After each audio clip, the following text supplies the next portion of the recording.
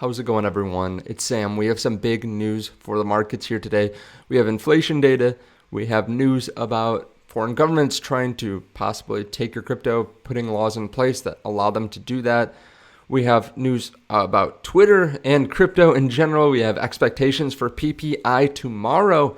If you don't mind, please hit the subscribe button underneath the video. Turn on that bell notification. I also want to thank AiDoge, but we'll talk more about that a little bit later. It's also a link down there to Nord VPN in case you want to set up a VPN service. I would highly suggest doing that to keep yourself safe when you're in the crypto world. Now, as we can see, we just got CPI in. US CPI 4.9% year over year. The estimate was 5%. The core CPI was 5.5%. The estimate was 5.5%. So came in just slightly lower on a month over month basis. It was 0.4%. That was expectations, but these are rounded. So it came in slightly lower, and that's a big psychological barrier, that 5% mark. So at 4.9%, that's good news. You can see here that last month we had about a 5% reading, so just slightly lower this month. We weren't expecting it to go down really at all, though, so I guess that is positive. We had a pretty big jump the month before as well, from 6% to 5%. So overall, good news. You can see the market's liking it. Bitcoin is up around 28K. It was around 27.7, so not some massive beat or massively coming under what we were expecting, but still, it's nice to see inflation continuously coming down. And we actually have PPI tomorrow. I guess I didn't realize how low PPI was last month. Last month we had 2.7%, and this is the producer price index. This is the leading indicator. This is what companies are paying for goods and buying, so that way they can sell to consumers. So the thought is if they have to pay less, they'll pass that savings on to consumers or maybe bank the profit. But that's overall good for inflation. So last month they were at 2.7%. The forecast for tomorrow is 2.4%. So we'll have to pay attention to that. If that also comes in low, could have a big rally. Could have a big rally, though, just today because of all this news. Now, I do want to talk about Twitter and some other crypto news. But first, I want to thank AiDoge. They're a partner of the channel, and they just raised $5 million in their pre-sale. So that's a massive pre-sale. When you think about how large the market cap's going to be, realize it's going to be multiples of that. So congrats to them. They are a company that's working on the future of meme coins. The AiDoge ecosystem offers the users the opportunity to stake AI tokens to earn daily credit rewards and access platform features. So I'll be talking about this more in the future, maybe doing a full video with them too. So let me know your thoughts about that underneath the video, but let's keep moving. Tucker Carlson says, we're back. He has a 3-minute video talking about how he is joining Twitter. If you don't know, he left Fox or got fired from Fox very recently, and he brought in a large amount of viewers. He was, I believe, their most popular show. He was getting offers all over the place to join different platforms, and now he's coming to join Twitter. He says that there aren't too many places that offer free speech anymore, and a lot of news sites are just misleading to kind of push their own narrative.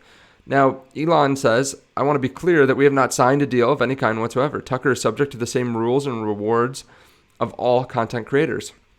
So he could just have some kind of subscription service for $1 a month or something, or $10 a month, and get millions of subscribers. And that might be a way of keeping journalistic integrity for him. Now, I don't care what side of the aisle you're on. I think this is good overall for Tesla owners, for people that hold Tesla stock, because that means Elon Musk will probably bring in more users to the platform. That means he's going to make more money. That means he's less likely to sell Tesla in the future. There's also some other Tesla news. They're going to launch a voice and video chat so you can talk to people anywhere in the world without giving them your phone number. It's going to be encrypted too. And he also said that he might be open to having a dating app on the X app as well. So a lot of things going on for Twitter, a lot of potential. They said that they're not going to take any revenue from users, from creators for the first year, and after that, no more than 10%. So sounds like they have a lot of stuff cooking. Again, just interesting. Elon is connected to crypto. He's connected to, obviously, Tesla stock. So this all matters, I think, for our portfolios. Now, we heard news that Bittrex was filing for U.S. bankruptcy. Will not halt global operations, but this still affects users because in the U.S., Users who did not withdraw funds from the platform when it closed at the end of April will regain access, but that's going to be a little bit down the line after they go through court proceedings, I believe. And now we're getting news that the UK tax authorities are going to grant power to seize Bitcoin held on exchanges. But this is coming from the Telegraph. So just a friendly reminder, take your crypto off exchanges. Now, of course, the US can do this already. I'm sure other countries can. If you're going to leave your crypto on exchanges, you have to realize it's not really protected, especially if they have KYC on you. There's not much you can do if they want to take your crypto away. But again, that's why we hold our crypto in cold storage, to have that anti-seizure, that resistance from the government, basically. We need some safe way of holding it. And if you're holding it on exchanges, that's basically saying, hey, I don't care about that property of Bitcoin at all.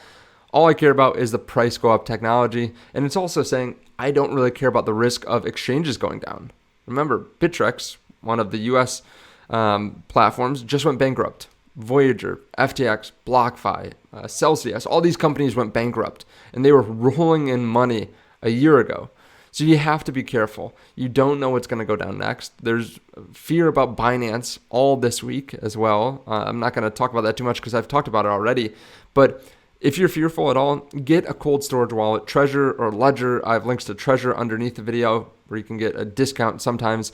Get some kind of cold storage.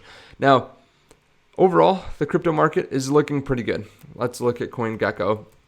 Obviously, this is going to cause some excitement in the space that we had good CPI today. I would expect a little bit of a pump.